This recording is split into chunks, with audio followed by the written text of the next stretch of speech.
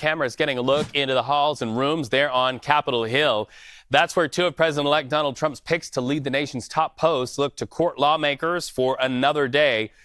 This is, as our congressional correspondent Scott McFarland said, a marathon to confirmation. So on the left, you see Kash Patel up for the job of FBI director. And then on the right, you see Pete Hegseth. He's an embattled candidate at that, up for the role of defense secretary. CBS News campaign reporter Shawna Mizelle is live in West Palm Beach, Florida. Shawna, let's start with Pete Hegseth, as we have for several days now. What are we hearing from Team Trump by today about his chances of being confirmed? And does a show of support from key Senator Joni Ernst really show a sign of changing tides for Mr. Hegseth?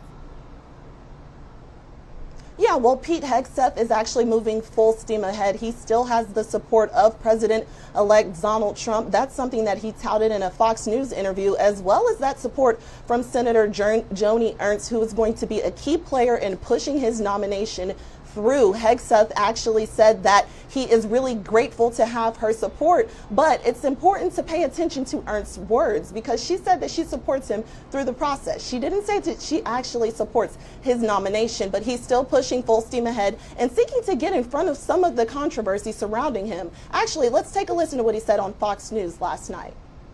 I'm straight up just saying we should not have women in combat roles. And I also want an opportunity here to clarify comments that have been misconstrued, that I somehow don't support women in the military. Some of our greatest warriors, our best warriors out there, are women who serve, raise their right hand to defend this country and love our nation, want to defend that flag, and they do it every single day around the globe. So I'm not presuming anything, but after President Trump asked me to be his Secretary of Defense, should I get the opportunity to do that, I look forward to being a secretary for all our warriors, men and women, for the amazing contributions they make in our military. So, Shawna, we heard in that really soundbite seeking to clarify his. Oh, Shawna, I apologize. Oh, sorry, Reed. I was saying Hegseth there is seeking to get in front of some of those previous comments. He said that they were misconstrued, his comments about women in combat. Yeah, and my apologies to you, Shawna, for that. Listen, I did not hear, though, that second soundbite was walking back regarding talking about women in combat. The first soundbite, he said straight up women in combat was something he definitely didn't agree with. But that second soundbite, he said women in the military. Do you see that comparison there? Yeah, well, he said that women in the military have been some of those that raise their hand and, say that they're going to go into combat. It's something that he's been trying to get in front of, particularly because Joni Ernst is a combat veteran herself, and he's going to need her support. He's going to need it. All right, so let's talk about Kash Patel. He's also making the rounds today. What's the latest on his efforts on the Hill? And he's widely said he wants to overhaul the FBI if confirmed. A lot of support there in Florida at Mar-a-Lago from the president-elect. What are you hearing on Kash Patel?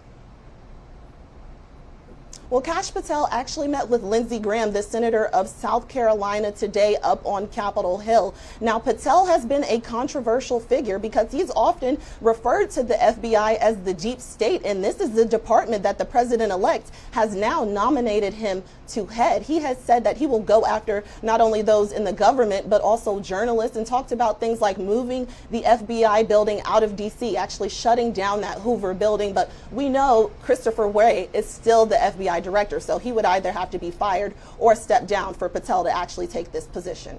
Yeah, we also understand the president-elect is still rolling out these nominations. He released another list of names last night. Does anybody stand out to you? Well, President Trump, as he usually does, rolled out a list of names via Truth Social last night. He tapped a few people that he expressed support and nominated for via Truth Social, but the name that actually stood out is going to be Harmeet Dillon. Now, Dillon is known because she had an unsuccessful bid to chair the Republican National Committee. Trump on Truth Social saying that he would like to nominate her as Assistant Attorney General to head the Civil Rights Department at the Department of Justice. Now, Dillon is a California Republican who founded her own law firm, and in addition to that, she was involved in lawsuits in the state of California surrounding coronavirus regulations during the pandemic. Reed? All right, fascinating to see the biographies of those the president-elect is sending towards confirmation. Shawna, thank you so much for talking to me. And by the way, next time you see me, you owe me a toe stomp for stepping on you, my friend. I have it coming. You have a good day.